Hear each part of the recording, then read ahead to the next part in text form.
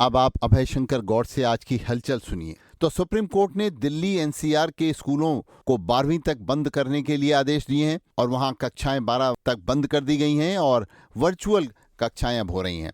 तो supreme court ने कहा है दिल्ली एनसीआर में शामिल राज्य प्रदूषण कम करने के लिए ग्रेडेड रेस्पॉन्स एक्शन प्लान 4 को प्रभावी तरह से लागू करें और इसके लिए तुरंत टीम गठित करने के आदेश उन्होंने दिए हैं और साथ ही साथ कहा है कि हर नागरिक को स्वस्थ जीवन जीने के लिए प्रदूषण मुक्त वातावरण सुनिश्चित करना केंद्र और राज्य सरकारों की संवैधानिक जिम्मेदारी है। सुप्रीम कोर्ट के जस्टिस अभय एस कोका और जस्टिस अगस्टीन मार्ज मसीह की पीठ ने प्रदूषण खतरनाक स्तर पर पहुंचने से रोकने के लिए समुचित कदम उठाने में देरी के लिए वायु गुणवत्ता प्रबंधन आयोग को फटकार लगाई है।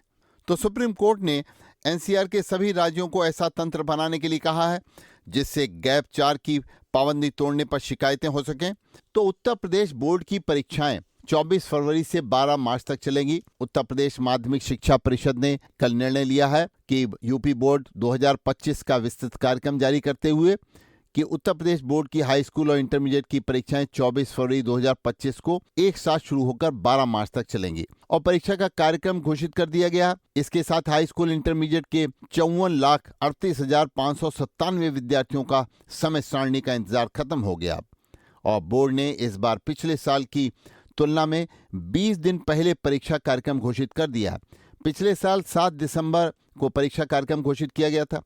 2024 की तरह इस बार भी बोर्ड की परीक्षाएं 12 कार्य दिवस में संपन्न होगी और परीक्षा 2 पालियों में होगी। झांसी में अभी पिछले शुक्रवार को अग्निकांड हुआ था और कुछ बच्चे बचा भी लिए गए थे और नवजात की कुछ मृत्यु हो गई थी। इसमें अब जो नवजातों की मरने की संख्या है वो 12 पहुंच गई है। बात करते हैं एक्सप्रेसवे पे।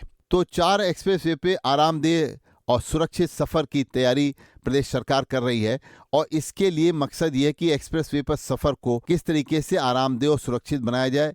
इसके लिए सेंसर युक्त एक विशेष वाहन तैयार किया गया है। तो ये देखना है कि वाहनों को किस तरीके से झटके लगते हैं, वाहन में कितना उछाल आता है और उसके बाद में इन वाहनों को ठीक भी किया जाना है।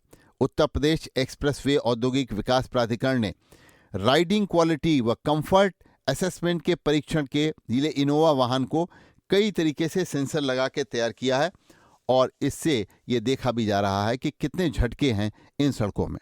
बात करते हैं आपकी हरदोई को लेकर के। तो हरदोई में एक विशेष कार्यक्रम हुआ और वो कार्यक्रम हरदोई में आयोजित हुआ शहीद उद्यान में। तो शहीद उद्यान में ये जो कार्यक्रम आयोजित किया गया है ये आयोजन हरदोई के भूतपूर्व सैनिक वेलफेयर फाउंडेशन द्वारा किया गया और इसका कारण था रेजांगला शौर्य दिवस के अवसर पर। तो शहीद उद्यान में ये सैनिक हैं जो वीर गति प्राप्त कर चुके हैं और जो सैनिकों के परिवारजन हैं उनके सम्मान के लिए ये आयोजन किया गया। तो इस आयोजन को लेकर के अब हम चलते हैं, बताते हैं कि ये जो भूतपूर्व सैनिक वेलफेयर फाउंडेशन के अध्यक्ष हैं अशोक अग्निहोत्री, उन्होंने रेडियो जागो 90.4 FM को बताया 18 नवंबर 1962 की यादगार में शहीद उद्यान कंपनी बाग हरदोई के अंदर हरदोई पूर्व सैनिक वेलफेयर फाउंडेशन द्वारा रेजांगला शौर्य दिवस का कार्यक्रम बड़े ही ऐतिहासिक और भव्य तरीके से किया गया। इस कार्यक्रम में हमारे मुख्य अतिथि आज के थे नायक दीपचंद जी, जो कारगिल योद्धा रहे हैं, राष्ट्रपति द्वारा सम्मानित थे और जिनके दोनों पैर और एक हाथ कारगिल युद्ध के दौरान इन्होंने अपना बलिदान कर दिया था। हमारे विशिष्ट अतिथियों में शहीद चंद्रशेखर आजाद के पौत्र अमित आजाद जी थे। उसके बाद में दूसरे पेशवा बाजीराव के 8वें वंशज बहादुर पेशवा जी, वो हमारे विशिष्ट अतिथियों में थे। उसके अलावा यहाँ पर माननीय जिलाधिकारी महोदय उपस्थित रहे, पुलिस अधीक्षक महोदय और तमाम समाज सेवी संगठन के पदाधिकारी और गणमान्य। हमने वीर शहीदों के परिजनों को 42 जो अपने जनपद में हैं उनको सबको सम्मानित किया और समाज सेवी संगठनों को भी हमने सम्मानित किया। तो आपने देखा कि किस तरीके से वहां पर ये सम्मान समारोह आयोजित हुआ और हमारे देश के शहीद हैं उनके सम्मान में ये आयोजन किया गया। तो भारत चीन युद्ध 1962 के 62वें रेजांगला शौर्य दिवस के अवसर पर, क्योंकि रेजांगला में 18 नवंबर 1962 को 1300 चीनी सैनिकों को भारत के 114 सैनिकों ने नाको चने चबा दिया था। तो ये विशेषता है इस दिन की और इस शौर्य गाथा के प्रति देश के जवानों को प्रेरित करने के लिए आज शहीद उद्यान में भूतपूर्व सैनिक वेलफेयर फाउंडेशन के आमंत्रण पर यह कार्यक्रम वहां पे हुआ। शहीद स्मारक सिमरिया के अध्यक्ष द्वारा भी और अन्य लोगों, जिलाधिकारी मंगला प्रसाद सिंह, पुलिस अधीक्षक नीरज कुमार जादौन और सभी अन्य गणमान्य लोगों द्वारा देश की आन बान शान के लिए निस्वार्थ त्याग करने वाले वीर सपूतों को एक पुष्पचक्र अर्पित कर सैल्यूट किया गया। तो ये अवसर था और इस अवसर पर कारगिल युद्ध के परम वीर नायक दीपचंद, जिन्होंने अपने दोनों पैर कारगिल की लड़ाई में खो दिए और एक हाथ, और वो इसके मुख्य अतिथि के तौर पर आए थे और लोगों में विशेष आकर्षण था उनके साथ अपनी सेल्फी लेने के लिए, उनके साथ बात करने के लिए। तो आइए हम बात करते हैं। नायक दीपचंद जी ने रेडियो जागो 90.4 एफएम को बताया, आज युवाओं के लिए ऐसा है कि भाई आज का दौर ऐसा है कि आज भी ऐसी बात नहीं कि जाबाज युवा हैं बहुत से जिनको मौका मिलना चाहिए, जो भारतीय सेना आना चाहते हैं, उनको वो चांस देना चाहिए कि आप भी भारतीय सेना में भर्ती होइए। और ज़्यादातर युवा जो आजकल नशे की तरफ बढ़ रहे हैं, आज हमको 3-4 चीज़ें परोसी जा रही है सोशल मीडिया के ऊपर। एक देश को तोड़ने के लिए ये बहुत ज़रूरी चीज़ें हमको परोस दी जाती है जिससे कि युवा उस दलदल में घुस जाए। पहला तो नशा है, दूसरा सोशल मीडिया के अंदर अडल्ट पिक्चरें कुछ भी आप डालोगे उसके अंदर बंदा दलदल के अंदर आ जाता है। तीसरा है हमारा जातिवाद। आज हम लोग जातिवाद के चक्कर में ना जान से मारने मरने के ऊपर हो जाते हैं। मैं एक सैनिक हूँ, हम एक ही चीज़ को नमन करते हैं, तिरंगे को। हमारे पास में ना कोई मैं गुजराती हूँ, ना मराठी हूँ, यूपी का कोई रहता नहीं है। हम लोग सब सैनिक हैं और एक भारतीय सैनिक है, तो ये हमारे लिए महत्वपूर्ण रहता है। तो हम सभी युवाओं से ये चाहते हैं कि आप भारतीय सेना को फॉलो कीजिए, उनको एक देखिए, उनको आइकॉन देखिए। जैसे मैंने नेताजी सुभाष चंद्र बोस को फॉलो किया था, उसको आइकॉन बनाया था मैंने, उसकी फ़ोटो को देख करके मैंने भारतीय सेना को ज्वाइनिंग किया था। मेरे खानदान में कोई फौजी नहीं था।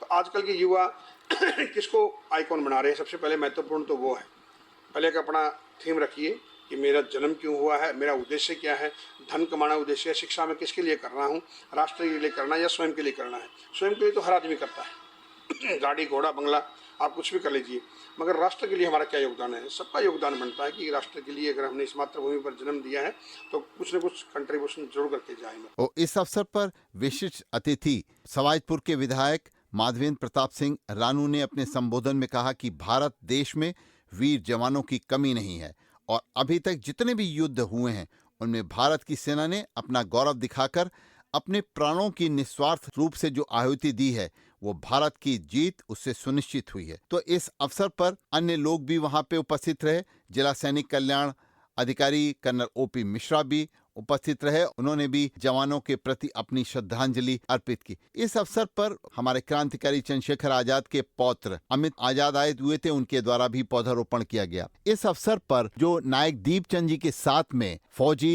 सार्जेंट पाटिल जी आए थे, उनके द्वारा अपने उद्बोधन में रेडियो जागो 90.4 एफएम को बताया गया। I am Sergeant Sampath Patil Nana from Nasik Devlali, and today we are here in the Hardoi district for the felicitation to the whatever the people have laid their lives during the China war, and Nayak Deepchand, who is a chief guest over here, I came along with him.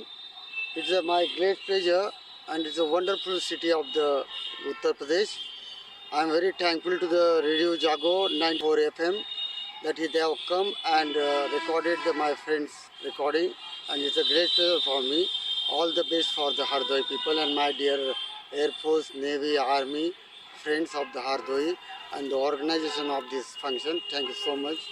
Radio जागो 90.4 FM भी 1962 की लड़ाई में वीर गति प्राप्त सभी सैनिकों को श्रद्धांजलि अर्पित करता है तथा भारतीय सेना के सभी शौर्य और पराक्रमी सैनिकों को और भूतपूर्व सैनिकों को एक सैल्यूट भी करता है। अभी आप सुन रहे थे अभय शंकर गौड़ से आज की हलचल। सुनते रहिए रेडियो जागो 90.4 एफएम।